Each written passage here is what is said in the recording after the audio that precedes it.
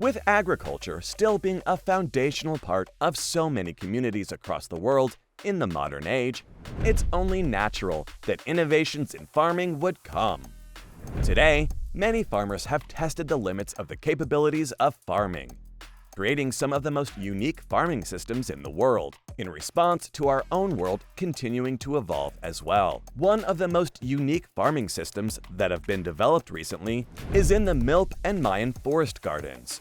This agroforestry system allows the farmers to cultivate the food needed for the community while simultaneously replenishing the actual environment in which the food is created.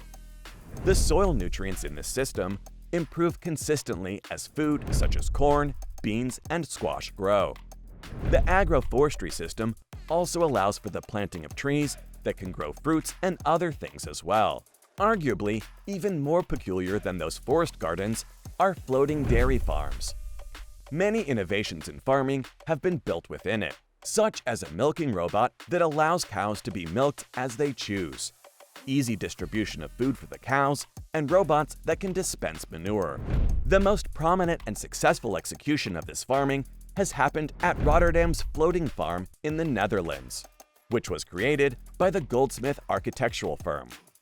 One of the types of farming that has recently grown in popularity in America has been regenerative ocean farming. Most of this system farms things such as seaweed, kelp, mussels, oysters, and clams, by using vertical water columns in the sea to grow this variety of species. This system not only requires much less space than regular agriculture, but also naturally helps rebuild marine ecosystems.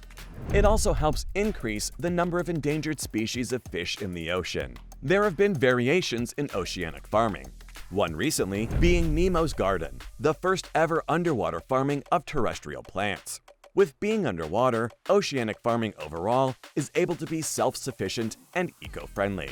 Regenerative ocean farming has gained a lot of popularity over the past couple of years, as it has gained awareness as a very sustainable way to work with the oceans and keep the land cleaner. With oceans covering over 70% of our planet's population, but only producing 2% of our food, ocean farming looks to use the ocean more as a contributing beneficial factor for the world.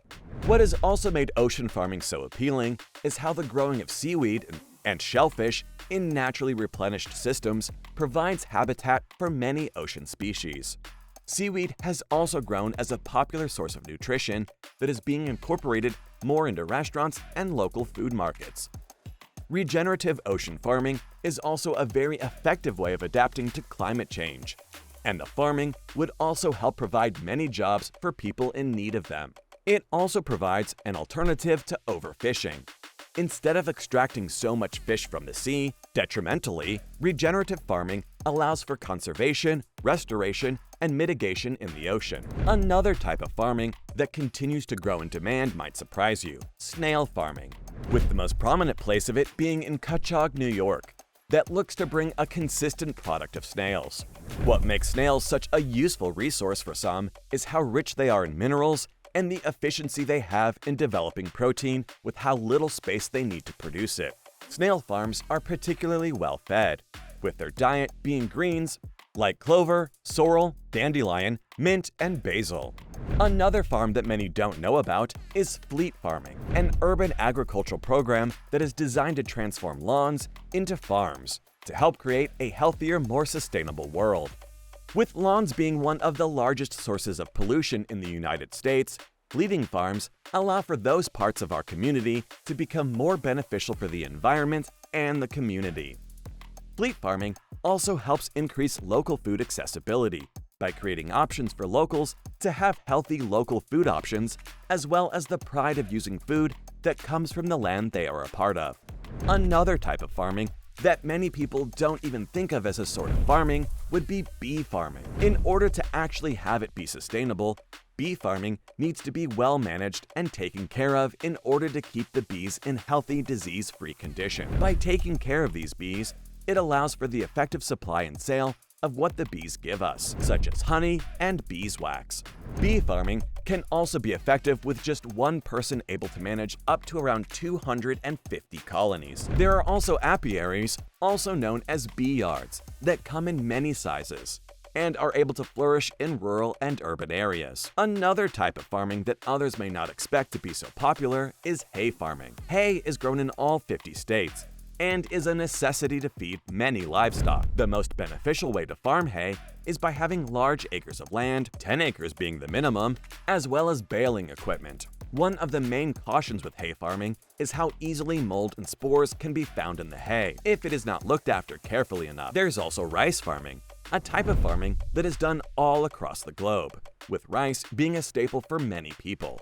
It grows best in areas where there is a lot of water. Similar to rice farming, grain farming has its own peculiarities as well. The cultivation of grain is all annual, meaning that when planted, it grows for only one season. Grains, like wheat, oats, and barley, are all cool season growers and do not grow well at all in moderate to hot weather. Once they have grown their seeds, they officially complete their cycle and will eventually die. Up next are vegetable farms. Able to be farmed in small rows and blocks, there are some vegetable farms that just specialize in one vegetable, while others provide a large variety for farming. Much of vegetable gardening is mainly used for selling to the local market, processing the vegetables to be canned, frozen, or dehydrated, or growing the vegetables for seed production. To be able to make a profit from vegetable farming, though, requires diligent and specific care of the vegetables. Insects, disease, and weed harm are almost always something to look out for, as are the temperature requirements for each of the vegetables. Another type of farming that many people don't know about is dryland farming. Dryland farming is very unique among other farming methods, as it does not need irrigation to supply what it is growing with water. Instead, much of the dryland farming is dependent on soil moisture and rainfall occurring every now and then. This type of farming also occurs in very dry or semi-dry areas where retaining the precipitation on the land is a necessity for its success.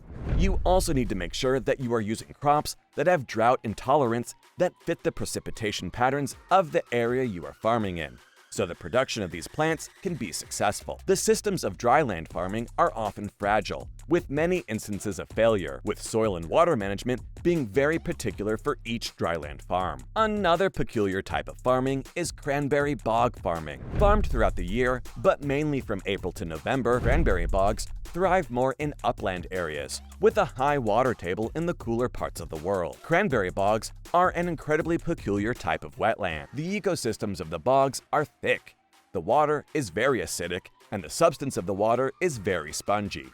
The cranberries start off as white, but turn very red when they eventually become ripe. What helps the cranberry bogs develop and ripen the best with beds in the bogs is to have sand, gravel, and clay in the water in the beds. The sand, gravel, and clay overall help reduce the insect populations and risks of disease, as well as help manage weeds and fungi from harming the cranberries.